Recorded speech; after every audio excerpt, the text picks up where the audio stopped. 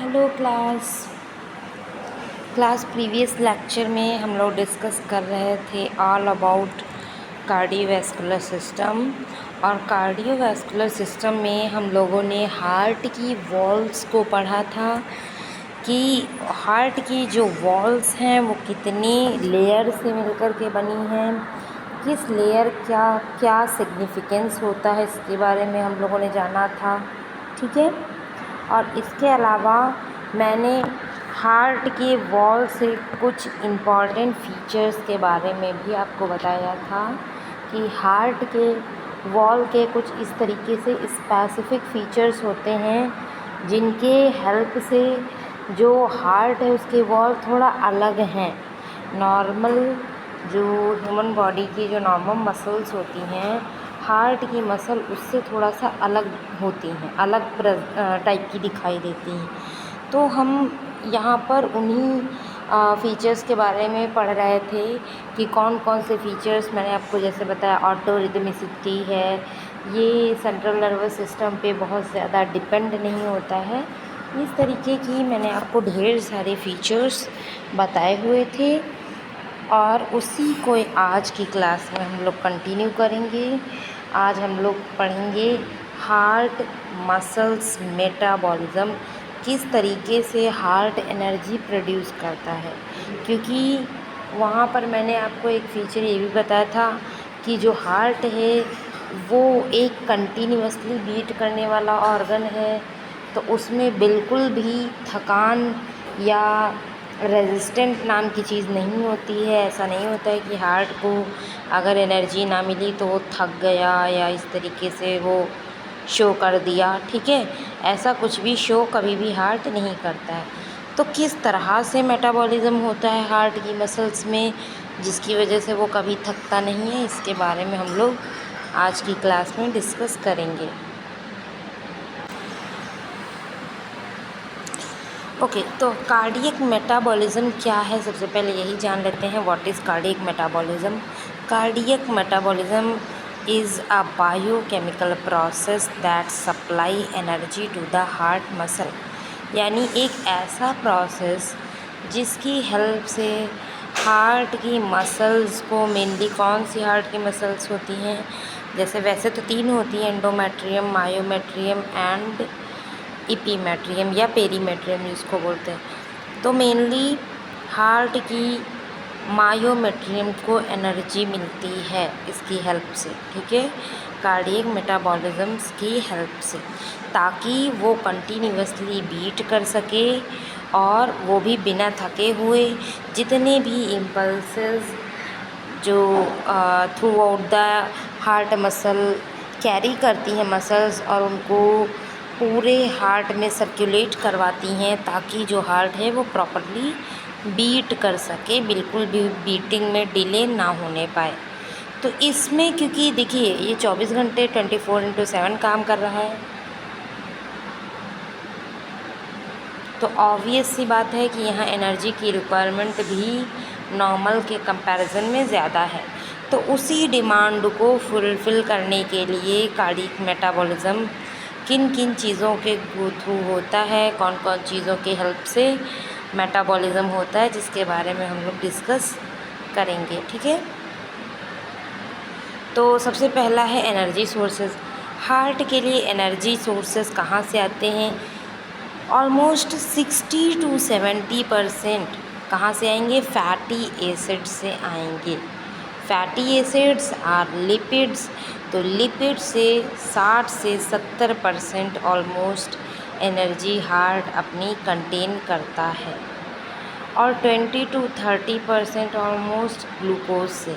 यानी आपको समझना पड़ेगा कि जो मेन सोर्स ऑफ एनर्जी है फॉर द हार्ट वो कौन बनाता है? फैटी एसिड्स बनाते हैं एंड ग्लूकोज बनाते हैं। उसके बाद में बात करें ग्लाइकोलिसिस एंड ऑक्सीडेशन। तो glycolysis, TCA cycle, these are the cycles used for glucose metabolism. जब भी ग्लूकोज का मेटाबॉलिज्म, आप बायोकेमिस्ट्री में ये सारी चीज़ें पढ़े हो रहे होंगे, और नहीं भी पढ़ा अभी तक तो आप लोग आगे की क्लासेस में पढ़ेंगे। कि ग्लूकोज के मेटाबॉलिज्म के लिए ग्लूकोज से एनर्जी बनाने के लिए ग्लाइकोलाइसिस नाम की एक साइकिल चलती है, टीसीए साइकिल भी चलती है। इसकी हेल्प से क्या होगा, लैक्टेट बनेगा। और लैक्टेट क्या है, लैक्टेट ऑक्सीडाइज हो करके हार्ट को एनर्जी देता है एक्सरसाइज की कंडीशन में। देखिए, दोनों ही कंडीशन में जब आपकी बॉडी रेस्टिंग पोजीशन में रहते हैं, आप रेस्ट कर रहे होते हैं उस कंडीशन में, और नॉर्मली जब आप रेस्टिंग पोजीशन में नहीं होते, एक्सरसाइज कर रहे होते हैं, इंटेंस कार्डियो कर रहे होते हैं, उस टाइम दोनों ही टाइम हार्ट को एनर्जी अलग अलग तरीके से मिलती है। जब हम इंटेंस एक्सरसाइज करते हैं तो हम इतनी फास्ट जो है सांस ले रहे होते हैं कि जो ऑक्सीजन है वो हार्ट को प्रॉपरली नहीं मिल पाती है। तो ऐसे में फिर क्या होता है, इसको पूरे में सर्कुलेट करना, उसके लिए चाहिए कि नॉर्मली हार्ट रेट चले, धीरे धीरे ऑक्सीजन जाती रहे। बट जब भी आप एक इंटेंस एक्सरसाइज करते हो तो लैक्टेट बनता है। लैक्टेट एंड पायरूवेट वो एनारोबिक ग्लाइकोलिसिस के अंदर आते हैं, यानी विदाउट ऑक्सीजन जो ग्लाइकोलिसिस होती है उस दौरान ये एनर्जी का फॉर्मेशन करते हैं और हार्ट को प्रॉपर एनर्जी डिस्ट्रीब्यूट करते हैं। ठीक है। उसके अलावा कीटोन बॉडीज़ भी एनर्जी सोर्स हो सकती हैं। किस कंडीशन में, फास्टिंग की कंडीशन में। जब आप फास्टिंग करते हो, खाना पीना नहीं खाते हो, लेकिन हार्ट को तो तब भी एनर्जी चाहिए, बिकॉज़ हार्ट कोई ऐसा ऑर्गन नहीं है जो कि आप नहीं एनर्जी लेंगे तो नहीं चलेगा, तो कोई फ़र्क नहीं पड़ेगा। तो उसको जब आप स्टारवेशन की कंडीशन में हो तो वो फैट को तोड़ करके कीटोन बॉडीज़ बना देगा और कीटोन बॉडीज़ का यूज़ हो जाएगा एनर्जी के लिए। तो डायबिटीज़ की कंडीशन में और फास्टिंग की कंडीशन में जो हार्ट के लिए मेन एनर्जी सोर्स है वो क्या है, कीटोन बॉडीज़ है। उसके बाद में बात करें अमाइनो एसिड्स। अमाइनो एसिड्स क्या हैं, वो रेयरली यूज़ होते हैं और उनका जो मेटाबॉलिज्म होता है वो स्पेसिफिक कंडीशंस में होता है, यानी नॉर्मली या फ्रीक्वेंटली अमाइनो एसिड यूज़ नहीं किए जाते हैं। तो ये तो था मेटाबॉलिज्म के बारे में। उसके अलावा हम लोग अगर बात करें कि एटीपी का प्रोडक्शन कैसे होगा, ठीक है, एनर्जी सोर्स हमने देख लिया, लेकिन एटीपी जब तक नहीं बनेगी तो ATP is a energy coin of the body. तो एनर्जी के लिए एटीपी इज़ नेसेसरी। तो हार्ट क्या करेगा, ऑक्सीडेटिव फॉस्फोराइलेशन करेगा माइटोकॉन्ड्रिया के अंदर, जहाँ पर ढेर सारी एटीपी का फॉर्मेशन होगा। अब एटीपी का जो फॉर्मेशन हो रहा है वो किन किन तरीके से हो रहा है, एक तो बीटा ऑक्सीडेशन हो रहा है फैटी एसिड्स का, ग्लाइकोलाइसिस एंड ग्लूकोज का ऑक्सीडेशन हो रहा है। ठीक है। एटीपी की जो डिमांड है, जब हाई डिमांड होती है, यानी कि कब होगी हाई डिमांड, या तो ऑक्सीजन कम हो या तो डिमांड एटीपी की ज़्यादा हो एक्सरसाइज के टाइम पर। जब आप इंटेंस कार्डियो एक्सरसाइजेस कर रहे होते हैं, आप दौड़ रहे होते हैं, तब ज़्यादा एनर्जी चाहिए, ऐसे में ग्लूकोज का ऑक्सीडेशन होता है। इसके अलावा टीसीए साइकिल भी बहुत इम्पॉर्टेंट है। टीसीए साइकिल भी एनर्जी प्रोवाइड करता है एनएडीएच एंड एफएडीएच के फॉर्म में। ऑक्सीजन डिपेंडेंसी अगर है, ठीक है, अगर ऑक्सीजन पर जो हार्ट है वो हाईली डिपेंडेंट है एटीपी प्रोडक्शन के लिए, तो यहाँ पर इस्कीमिया या कार्डियक फंक्शन लो होने के चांसेस ज़्यादा होते हैं, क्योंकि जब भी किसी ऑर्गन को या टिश्यू को या मसल को ऑक्सीजन नहीं मिलती है तो वो इस्कीमिया की कंडीशन कहलाती है, यानी वो मसल इस्केमिक हो जाती है, उसके अंदर ऑक्सीजन एकदम कम हो जाता है, जिसकी वजह से डैमेज होना स्टार्ट होता है। इसके अलावा माइटोकॉन्ड्रियल फंक्शन भी हैं। माइटोकॉन्ड्रियल फंक्शन जो होते हैं वो हार्ट की सेल्स के लिए या कार्डियोमायोसाइट्स के लिए जो है इम्पॉर्टेंट होते हैं। बिकॉज़ माइटोकॉन्ड्रिया जब तक जिसमें रिच होती है, जिस भी सेल में, वहाँ एनर्जी काफ़ी ज़्यादा फॉर्मेट होती है। Because mitochondria is responsible for energy production.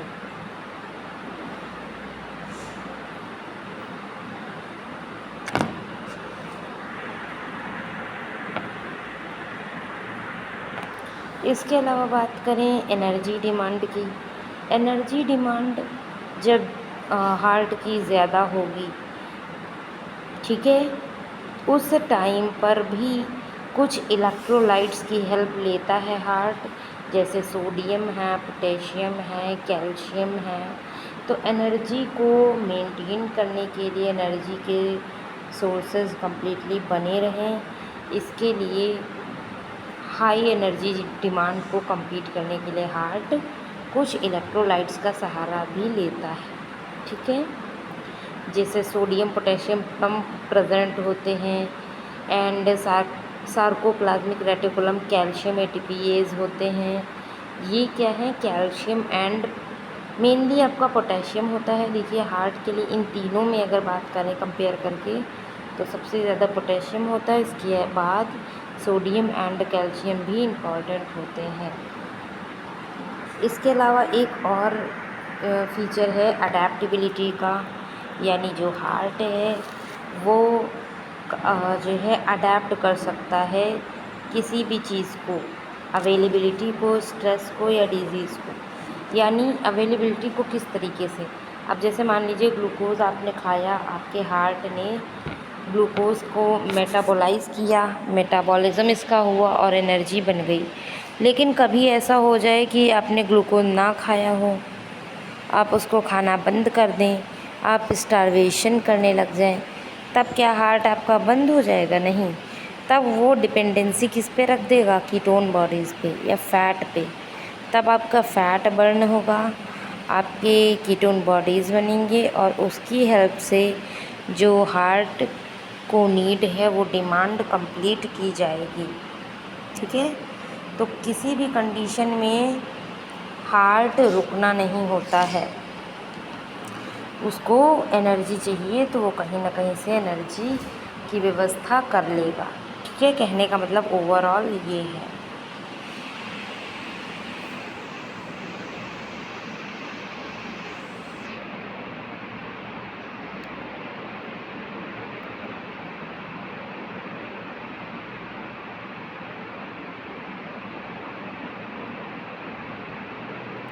इसके अलावा कुछ पैथोलॉजिकल चेंजेस भी होते हैं। पैथोलॉजिकल चेंजेस में जैसे कि कुछ कंडीशंस में चेंज हो जाए, या हार्ट के मेटाबॉलिज्म में चेंज हो जाए, या कुछ भी ऐसा चेंज हो रहा है तो उसको भी हार्ट ट्राई करता है अडेप्ट करने की। जैसे हार्ट फेलियर है, रेड्यूस्ड फैटी एसिड्स होते हैं, ऑक्सीडेशन, या फिर ग्लूकोज के मेटाबॉलिज्म को इंक्रीज़ करवा लेना, इस तरीके के चेंजमेंट करके हार्ट अपने जो एनर्जी है उसके सोर्सेज को कंप्लीट करता है। इस्केमिक हार्ट डिजीज़ के बारे में बात करें, ischaemic heart disease, heart failure, ये सब वो कंडीशन है जब जो हार्ट है वो प्रॉपर अमाउंट में अपना न्यूट्रिशन नहीं पाता है, तो वो शिफ्ट कर जाता है या तो एनारोबिक मेटाबॉलिज्म में, या एनर्जी का जो प्रोडक्शन है वो स्लो डाउन हो जाता है। डायबिटीज़ की कंडीशन में भी फैटी एसिड का यूटिलाइजेशन ज़्यादा होने लगता है, और जो मेटाबॉलिक इनसफिशिएंसी है उसको कंप्लीट करने के लिए, यानी कि डायबिटिक की कंडीशन में क्या होता है, सेल्स के अंदर या मसल्स के अंदर ग्लूकोज़ प्रॉपरली पहुंच नहीं पाती है। इसके लिए फैटी एसिड को यूटिलाइज़ करना स्टार्ट कर देता है हार्ट, ना कि ग्लूकोज़ को। बिकॉज़ ग्लूकोज का अमाउंट ऑलरेडी डिप्लीटेड है ड्यू टू डायबिटीज़। तो ये सभी चीज़ें हुई कार्डियक मेटाबॉलिज्म का। Cardiac metabolism in the sense जो हार्ट है वो अपनी एनर्जी के लिए किन किन चीज़ों का सहारा लेता है। ओके, तो ये टॉपिक हम लोग पढ़ रहे थे, कंप्लीट हो गया। नेक्स्ट जो टॉपिक हम लोग को पढ़ना है innervation and junction tissue of the heart. इसमें हम लोग को पढ़ना होता है कि इनर्वेशन किस तरीके से होता है, यानी कि हार्ट के अंदर जो कंडक्टिविटी होती है, जो हार्ट जो पंप करने की जो उसकी बीटिंग कैपेबिलिटी होती है वो किस तरह से जनरेट होती है, इसके बारे में हम लोग जानेंगे इस लेक्चर में। लेकिन इसके पहले मैं आपको कुछ इम्पॉर्टेंट इन्फॉर्मेशन दूंगी कि अगर आप अपना मेडिकल स्टोर चला रहे हैं और उसे फार्मा क्लिनिक में चेंज करना चाहते हैं तो आपके लिए बेस्ट है टेली मेडिसिन कोर्स। इसमें आपको बताया जाएगा कि कैसे आप अपने मेडिकल स्टोर को कॉरपोरेट मेडिकल स्टोर से बेहतर कर सकते हैं और हेल्थ केयर का इकोसिस्टम डेवलपमेंट कर सकते हैं। इसमें आप डॉक्टर से audio call and video call पर कनेक्ट हो सकते हैं। इस कोर्स की कंप्लीट फ़ीस है 25,000 रुपीज़। अगर आप इंटरेस्टेड हैं तो हमारे स्क्रीन पर दिए गए नंबर पर कॉल कर सकते हैं।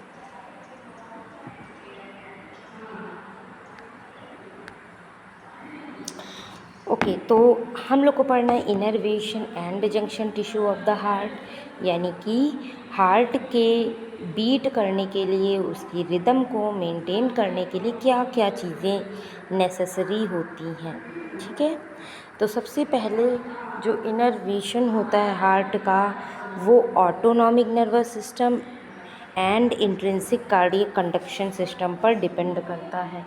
ऑटोनॉमिक नर्वस सिस्टम यानी कि हमारा जो ब्रेन है और जो ब्रेन के नर्व्स हैं निकलते हैं, क्रेनियल नर्व्स, स्पाइनल नर्व्स, वो किस तरह से हार्ट को प्रॉपरली गाइड करते हैं बीट करने के लिए। अब आपको एक चीज़ कन्फ्यूज़न हो रही होगी कि अभी मैंने प्रीवियस कुछ लाइंस पहले, कुछ हेडिंग्स पहले आपको बताया कि heart is independent of brain activity, वो ब्रेन के ऊपर डिपेंड नहीं करता है। वो बिल्कुल करेक्ट बात है। जो हार्ट है उसकी बीटिंग, उसकी काम करने की जो एबिलिटी है वो ब्रेन से इंडिपेंडेंट होती है, लेकिन फिर भी कुछ चीज़ों को ब्रेन हमारा जो है फिर भी कंट्रोल करने का ट्राई करता है और कंट्रोल करता भी है। फॉर एग्ज़ाम्पल जो हार्ट की बीटिंग है, जो हार्ट बीट कर रहा है, वो इलेक्ट्रिसिटी हार्ट खुद से जनरेट करता है। उसके लिए उसको ब्रेन के कमांड की ज़रूरत नहीं है। लेकिन हार्ट की जो बीटिंग है वो पर मिनट कितनी होनी चाहिए, वो फास्ट होनी चाहिए या स्लो होनी चाहिए, ब्लड का प्रेशर कितना होना चाहिए, पल्स कितनी होनी चाहिए, इन चीज़ों को हार्ट कंट्रोल करता है। ठीक, ब्रेन कंट्रोल करता है। यानी बीटिंग के लिए इलेक्ट्रिसिटी नहीं देता है ब्रेन, वो हार्ट खुद बनाता है, बट कुछ चीज़ों को जो है कंट्रोल करता है, जैसे वेलोसिटी को, एक्सेलरेशन को, कि कितनी तेज़ से बीट करेगा, कितना फोर्स लगेगा, ये सारी चीज़ें। अब इसको एक एग्ज़ाम्पल देके मैं आपको समझाऊंगी कि जब भी आप टेंशन में हों या आप कोई ऐसा ऑपरेशन थिएटर के बाहर हों, आपका ऑपरेशन होने वाला हो या ऐसी कोई कंडीशन हो, तो आपने नोटिस किया कि आपका हार्ट काफ़ी ज़्यादा फास्ट हो जाता है। जबकि हार्ट के बारे में मैंने आपको बताया कि वो इंडिपेंडेंट है ब्रेन से, फिर भी ब्रेन हार्ट की वेलोसिटी को मेंटेन करने के काबिल है, वो कर सकता है। ठीक है, तो ऑटोनॉमिक नर्वस सिस्टम हार्ट की एक्टिविटी को क्या करता है, कंट्रोल करता है। उसके अलावा सिंपैथेटिक नर्वस सिस्टम यानी कि हार्ट रेट का इंक्रीज़ हो जाना, कंडक्शन वेलोसिटी, इन सब चीज़ों को भी हमारे जो नर्व्स हैं, जो ब्रेन है, वो क्या करता है, कंट्रोल करता है। मेनली आपकी थोरैसिक स्पाइनल कॉर्ड के जो नर्व्स होते हैं वो, ठीक है। तो इस तरह से सिंपैथेटिक या फिर जो ब्रेन है हमारा वो एक्ट करता है as a control system of the heart. उसके अलावा पैरासिम्पैथेटिक नर्वस सिस्टम भी क्या करता है, एक्ट करता है एज अ कंट्रोल सिस्टम। वो हार्ट के रेट को धीमे करता है। ये कब होता है, जब आप स्लीप में हो, जब आप सो रहे होते हैं तो आपका जो हार्ट का बीटिंग वेलोसिटी है वो थोड़ा सा नॉर्मल से कम हो जाता है, थोड़ा सा रेड्यूस हो जाता है, ठीक है। कौन कौन सी नर्व्स इन्वॉल्व हैं फिर ब्रेन को हार्ट से कनेक्ट करने के लिए? मेनली आपकी वेगस नर्व जो कि 10th क्रेनियल नर्व है। जब हम ब्रेन वाला टॉपिक पढ़ेंगे तो वहाँ पर एक्सप्लेन करूँगी मैं आपको एक एक नर्व के बारे में, ठीक है। इसके अलावा कुछ न्यूरोट्रांसमीटर्स हैं जो कि इम्पॉर्टेंट रोल प्ले करते हैं हार्ट को बीट कराने के लिए, जैसे एसिटिल कोलिन है। अब जंक्शन कौन कौन से हार्ट के हैं, ये सबसे ज़्यादा इम्पॉर्टेंट है आपको पढ़ने के लिए कि हार्ट को बीट करने के लिए जो इलेक्ट्रिसिटी जनरेट होती है वो कहाँ से जनरेट होती है। क्योंकि मैंने क्या बताया कि ब्रेन कोई भी कंट्रोल शो नहीं करता है उसको बीट करने के लिए। तो हार्ट जब भी बीट करेगा वो अपनी खुद की इलेक्ट्रिसिटी जनरेट करेगा, खुद के इलेक्ट्रिकल इम्पल्सेस को जनरेट करेगा। इसके लिए रिस्पॉन्सिबल होता है आपका एसे नोड, या इसी को बोलते हैं साइनो एट्रियल नोड। इसकी लोकेशन होती है approximately near the right atrium, ठीक है। मैं आपको दिखा रही हूँ कि इसकी लोकेशन क्या होती है।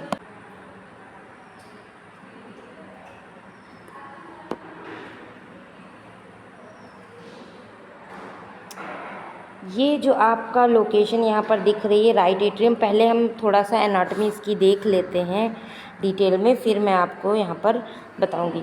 ये जो हमारा ह्यूमन हार्ट का स्ट्रक्चर है ये डाइसेक्शन ऑफ द हार्ट है, यानी हार्ट को काटने के बाद जो भी स्ट्रक्चर शो होता है वो ये है, ठीक है। तो इसमें आपको ये जो नीचे वाले दो दिख रहे हैं, ये वाले आपको ये पोर्शन दिख रहा है, एक ये पोर्शन दिख रहा है। These are known as ventricles, ठीक है। ये वेंट्रिकल्स हैं जिनके थ्रू ब्लड फ्लो होगा बाहर की तरफ, यानी हार्ट के बाहर भेजा जाएगा। और ये जो ऊपर वाला दिख रहे हैं ये क्या है, ये आपके एट्रियम्स हैं। तो दो एट्रियम्स हैं और दो वेंट्रिकल्स हैं। ये आपकी जो एट्रियम की तरफ जा रही है, एट्रियम से निकल रही है, इसका नाम है पल्मोनरी आर्टरी, या मिला करके इसको हम पल्मोनरी ट्रंक बोलते हैं, ठीक है। ये जब भी बॉडी के थ्रू आएगा ब्लड तो इधर से आएगा, यहाँ से ब्लड जाएगा और यहाँ से जाएगा, आएगा राइट एट्रियम में, राइट एट्रियम से ब्लड जाएगा राइट वेंट्रिकल में और यहाँ से लंग्स के पास भेज दिया जाएगा, ठीक है। लंग्स से किधर से आएगा, लंग्स से आएगा आपका पल्मोनरी वेंस के थ्रू ब्लड आएगा और आपके लेफ़्ट एट्रियम में आएगा, लेफ़्ट से लेफ़्ट वेंट्रिकल में आएगा, फिर इस एओर्टा के थ्रू ये भेज दिया जाएगा, ठीक है। तो नॉर्मली इस तरह से ये एक्ट करता है।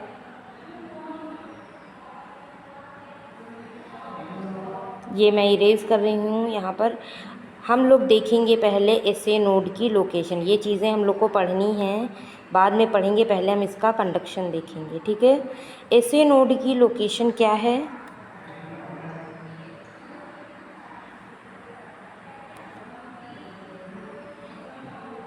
ये यहाँ पर राइट एट्रियम के कुछ इस जगह पर, ये आपका राइट एट्रियम है और ये है आपके पल्मोनरी आर्टरी। इस जगह पर पाया जाता है नॉर्मली एसे नोड। ये क्या करता है, इलेक्ट्रिसिटी जनरेट करता है। इलेक्ट्रिसिटी जनरेट करने के बाद क्या करेगा, ये अपनी नर्व्स के थ्रू पूरे एट्रियम के पास अपनी बनाई हुई इलेक्ट्रिसिटी को भेजेगा यहाँ तक, ठीक है। वेंट्रिकल्स में नहीं भेजेगा, सिर्फ और सिर्फ एट्रियम्स में भेजेगा। तो जब भी इलेक्ट्रिसिटी बनेगी और एट्रियम्स में जाएगी तो क्या होगा, एट्रियम्स कॉन्ट्रैक्ट करेंगे, ठीक है। एट्रियम्स कॉन्ट्रैक्ट करेंगे मतलब बीटिंग हो रही, हार्ट के अंदर बीटिंग हो रही है। एट्रियम्स कॉन्ट्रैक्ट किया और हार्ट में बीट स्टार्ट हो गया, ठीक है। इसके बाद में यहाँ पर प्रेजेंट होता है आपका एवी नोड। ये जो बीच की सेप्टम है इसके एकदम यहाँ पे बीच में प्रेजेंट होता है एवी नोड, ठीक है। एवी नोड क्या करता है, एवी नोड जो इलेक्ट्रिसिटी जनरेट करेगा वो बंडल ऑफ हिस से होते हुए वेंट्रिकल्स तक जाएंगे। यानी एवी नोड वेंट्रिकल्स में इलेक्ट्रिसिटी भेजेगा, एसए नोड एट्रियम्स में इलेक्ट्रिसिटी भेजेगा। तो ये है कंडक्शन सिस्टम, इस तरीके से आपका हार्ट का काम करता है। ये देखिए यहाँ पर एवी नोड भी दिया हुआ है। तो एसए नोड और एवी नोड की लोकेशन, एसए नोड की क्या है, राइट एट्रियम के नियर होगी, सुपीरियर वेना कावा के पास में। ये क्या करता है, ये इम्पल्सेस को इनिशिएट करता है, यानी स्टार्ट करता है ताकि आपका हार्ट बीट करना शुरू हो सके। इसकी जो इम्पल्स रेट होती है वो कितनी होती है, 60 to 100 बीट्स पर मिनट, यानी 1 मिनट में 60 to 100 बीट्स जो है ये प्रोड्यूस करता है। इसके अलावा नेक्स्ट आता है हमारा एट्रियोवेंट्रिकुलर नोड, जिसके बारे में भी मैंने आपको बताया है, ठीक है। ये क्या करते हैं, ये जंक्शन पे प्रेजेंट होते हैं एट्रियम और वेंट्रिकल के, अभी मैंने आपको बताया था इमेज में लोअर पोर्शन में। और ये मेनली रिस्पॉन्सिबल होते हैं वेंट्रिकुलर कॉन्ट्रैक्शन, यदि यहाँ दिया भी हुआ है वेंट्रिकुलर कॉन्ट्रैक्शन के लिए रिस्पॉन्सिबल होते हैं। इसकी जो ट्रांसमिशन की पावर है वो थोड़ा कम होती है एसए नोड के कंपैरिजन में। नेक्स्ट है हमारा bundle of his. Bundle of his की जो लोकेशन होती है वो सेप्टम के बीच में प्रेजेंट होती है, यानी वो सेप्टम जो दोनों वेंट्रिकल्स को अलग अलग बांटता है, ठीक है। फंक्शन इसका क्या है, ये बंडल ऑफ हिज के थ्रू और ये ब्रांचेस के थ्रू पूरे वेंट्रिकल में पहुंचेगा और वहाँ पर ये क्या कराएगा, ये कॉन्ट्रैक्शन कराएगा वेंट्रिकल का। फिर लास्ट में आते हैं परकिंजे फाइबर्स। परकिंजे फाइबर्स छोटे छोटे से फाइबर्स होते हैं जो हार्ट की मायोमेट्रियम में एम्बेडेड होते हैं, अंदर धंसे हुए रहते हैं। और वो क्या फंक्शन कराते हैं, वो मेनली रिस्पॉन्सिबल होते हैं हार्ट के वेंट्रिकल्स को कॉन्ट्रैक्ट करने के लिए, ठीक है। तो it is all about conduction of the heart. Next हम लोग पहले हार्ट की अब एनाटॉमी पढ़ेंगे थोड़ा सा, जिसमें यहाँ पर तो कुछ फंक्शन पढ़ रहे थे क्योंकि हम लोग मसल्स के फंक्शन हमने पढ़ा, कैसे मेटाबॉलिज्म होता है, तो इसलिए मैंने यहाँ पर आपको बता दिया है। थोड़ी सी एनाटॉमी भी मैं कल आपको बताऊँगी कि कौन सी चीज़ें हार्ट में कहाँ होती हैं और जो ब्लड का फ्लो होता है उसका डायरेक्शन क्या होता है, ठीक है। तो आज की क्लास को यहीं तक रखते हैं। आई होप कि आपको क्लास समझ में आई होगी। ओके, थैंक यू एवरीवन, मिलते हैं कल की क्लास में।